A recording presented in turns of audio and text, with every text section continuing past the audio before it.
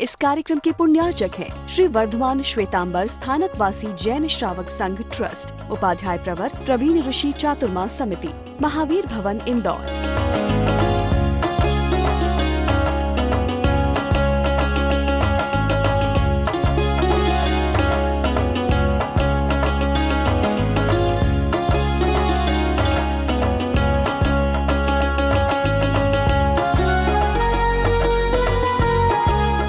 परम श्रद्धेय पूज्य गुरुदेव के चरणों में कोटि वंदना। विराजमान स्नेही श्री कीर्ति सुशी महाराज साहब ऑनलाइन और ऑफलाइन जुड़े हुए सारे गुरु भक्त,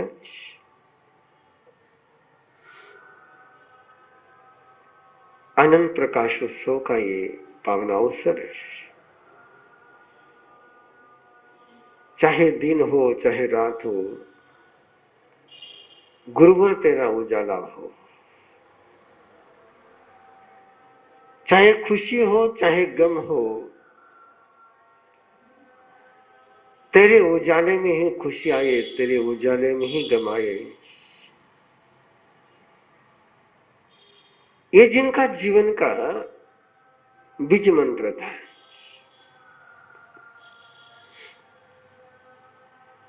ये यात्रा है रात्रि की। उनके दृष्टि को समझने की, गुरुदेव की दृष्टि क्या थी, विजन क्या थी। प्रोविजन बहुत लोग कर सकते हैं, लेकिन विजन स्वयं की होती है। विजन से ही तय होता है प्रोविजन का रिजल्ट क्या आएगा। सुबह आपने सुना, मैंने कहा क्या विजन थी गुरुदेव की। दो तीन संदर्भ आपके सामने है। विजन की बात इसलिए कर रहा हूं कि दृष्टि में से सृष्टि का निर्माण होता है। नजर से नजारे जन्मते हैं जिंदगी के, और नजर ही नजारों को समझने की अक्ल देती है। नजर न हो तो नजारे काम में नहीं आते। बहुत सारे लोग होते हैं जो नजारों में रहते हैं लेकिन नजर से वंचित रहते हैं, और कुछ व्यक्ति होते हैं जिनके पास नजर होती है और वे उस नजारों का एक अलग आनंद ले पाते हैं। इस नजर की चर्चा जिसमें शुरू कर रहा हूं, तो आज उनकी पहली जननी का एक शब्द याद रखिए जो धर्म का मूल मंत्र है, जो सिद्धि का मूल कदम है। समर्पण। ना उन्होंने संघर्ष किया, ना उन्होंने आक्रमण किया।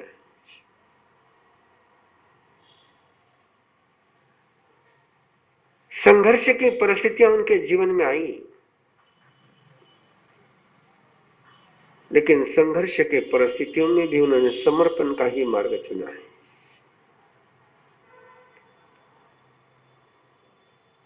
आक्रमण की भी परिस्थितियां उनके जीवन में आई, लेकिन उन्होंने कभी आक्रमण का सोच नहीं बनाया, समर्पण का ही सोच बनाया। और ये केवल उनके ही जीवन की बात नहीं, हम सभी के जीवन की बात है।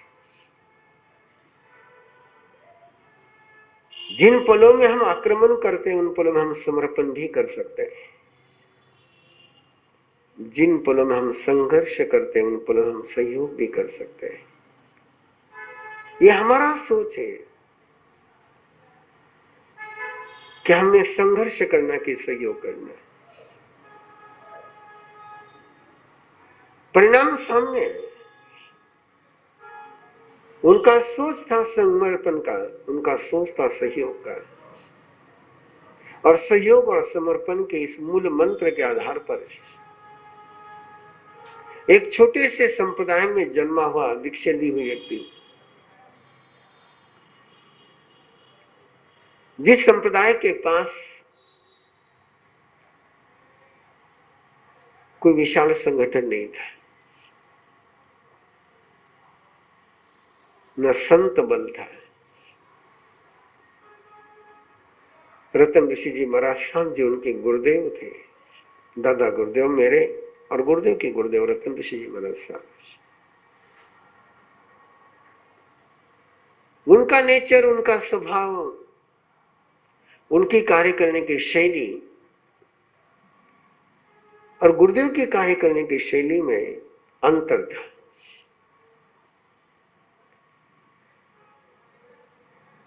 गुरुदेव सहयोग के साथ चलते थे और सहयोग के लिए योगी बनना पड़ता है, सहयोग के लिए वीर बनना पड़ता है।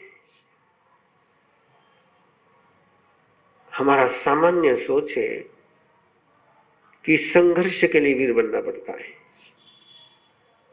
हम सोचते कि संघर्ष के लिए शक्ति लगती है। ये गलत फहमी है हमारी। भगवान महावीर को हम महावीर कहते हैं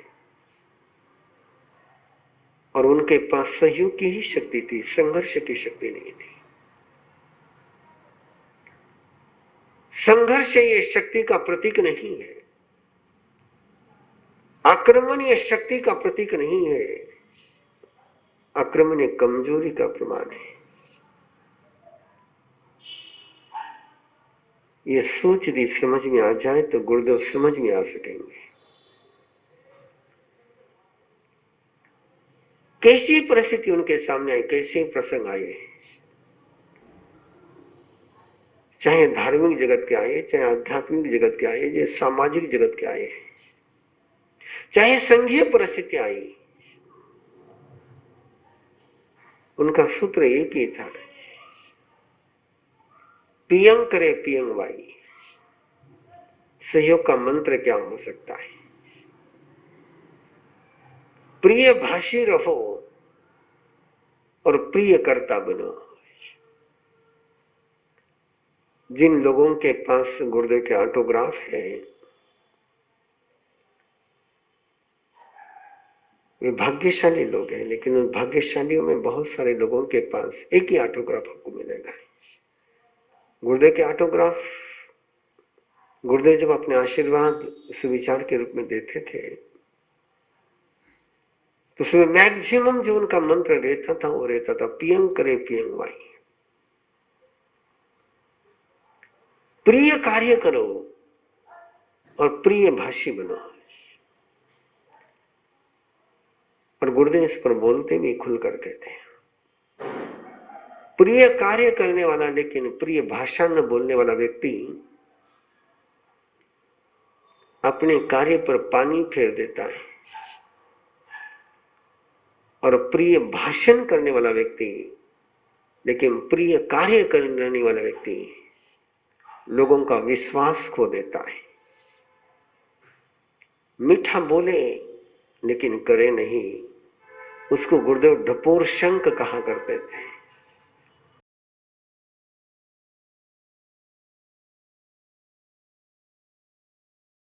और अच्छा काम कर करके जो मीठा नहीं बोलता है उसके लिए गुरुदेव फरमाया करते थे कि जितना तुम मृदु रहोगे, जितना तुम कोमल बनोगे, उतना लोगों का सहयोग मिलेगा। अब वो देखे इतिहास के उन पन्नों को। 27-28 साल की उम्र में गुरुदेव के गुरुदेव श्री रतन ऋषि जी महाराज साहब का स्वर्गवास हुआ। जिस समय ऋषि आनंद की उम्र 27-28 साल की थी।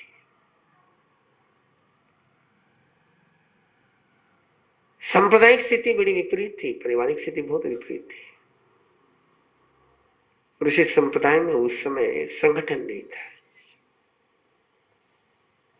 जो भी उस समय के महापुरुष थे उनका परस्पर में सुसंवाद नहीं था। आज की हमारी पीढ़ी को उनके नाम पता नहीं है, इसलिए मैं उनके नाम भी नहीं ले रहा हूं, लेकिन बता रहा हूं आपको। ऋषि संप्रदाय के मूर्धन्य संतों में परस्पर में प्रेम भाव नहीं था, और उसी के कारण से महाराष्ट्र, मालवा, राजस्थान, इन प्रांतों में विशाल रूप से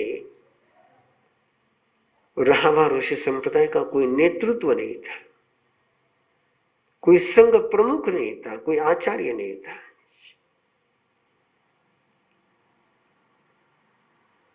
ऋषि आनंद ने सबसे पहला कोई काम किया है।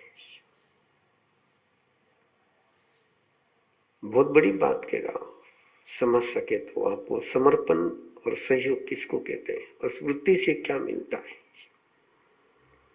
इस विजन से क्या होता है।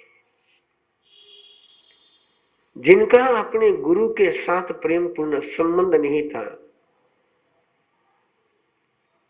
उनके साथ आदर का और सहयोग का संबंध बनाना है, माइनस को प्लस में ले जाना है। जीरो से यात्रा शुरू करने वाले बहुत मिल जाएंगे आपको, जीरो से शुरुआत कर करके निर्माण करने वाले व्यक्ति बहुत मिल जाएंगे, लेकिन माइनस से शुरुआत कर करके प्लस में और शिखर पर पहुंचने में किसी का नाम मेरी जुबान पर और इतिहास के पन्नों में रहे तो गुरुदेव का है। सभी अपने श्रेष्ठ वरिष्ठ संतों के साथ उन्होंने स्नेह भरा, श्रद्धा भरा एक ऐसा सुसंवाद किया कि बिखरा हुआ ऋषि संप्रदाय संगठित हो गया। और उसका प्रमाण सबसे पहले किसी ने दिया तो प्रसिद्ध वक्ता जैन दिवाकर से चोथमल जी महाराज साहब ने 32 साल की उम्र में मनमाड़ में, जिस समय ऋषि संप्रदाय के किस छोटे से संत ने,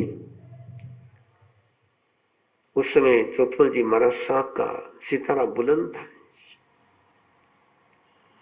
पहली बार दर्शन किए मनमाड़ की भूमि पर,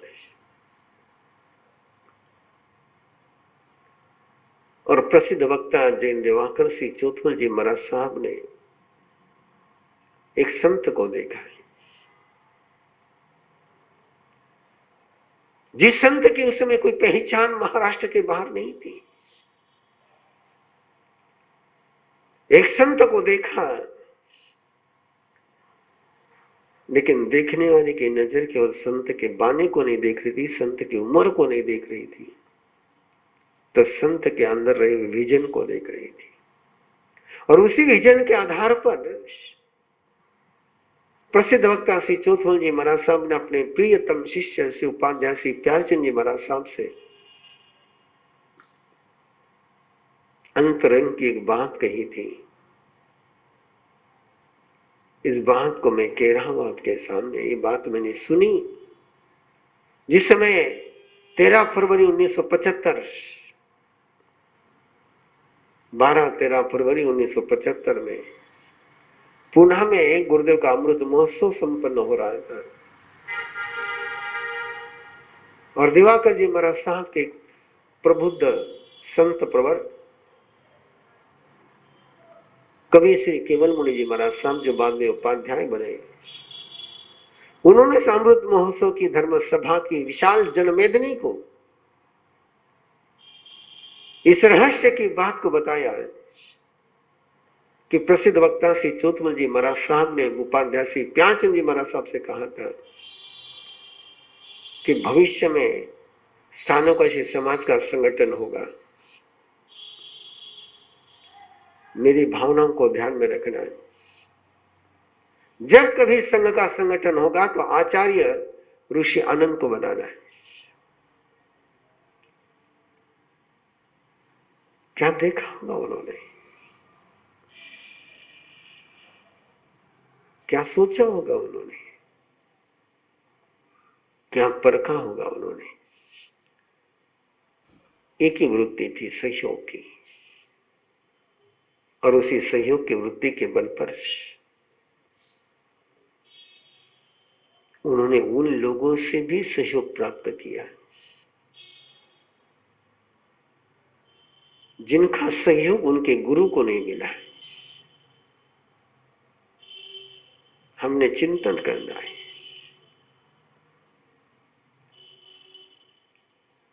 कि उनकी मूल वृत्ति क्या थी, और ये उन पलों में बहुत समझने की बात है कि जिस समय संघर्ष करने में लोग मर्दानगी समझते होंगे, जिस समय संघर्ष करने में और झगड़ा करने में और झगड़ा तानातनी करने में, बात को तानने में स्वयं के श्रेष्ठता समझते हैं, उन्हें इस बात को समझ लेना चाहिए कि गुरुदेव की वृत्ति थी सहयोग की, संघर्ष की नहीं, समर्पण की, आक्रमण की नहीं। और उनके स्मृति दिवस के पावन अवसर पर मैं सभी गुरु भक्तों से एक अनुरोध करने जा रहा हूं। हम यदि उनके भक्त कहलाते हैं, हमें यदि जीवन में कुछ पाना है, तो उनकी इस वृत्ति का अनुसरण किए बिना हम कुछ नहीं पा सकते। सहयोग, और सहयोग की वृत्ति का बीज आप में है। इस कार्यक्रम के पुण्यार्चक हैं श्री वर्धमान श्वेतांबर स्थानकवासी जैन श्रावक संघ ट्रस्ट, उपाध्याय प्रवर प्रवीण ऋषि चातुर्मा समिति, महावीर भवन इंदौर।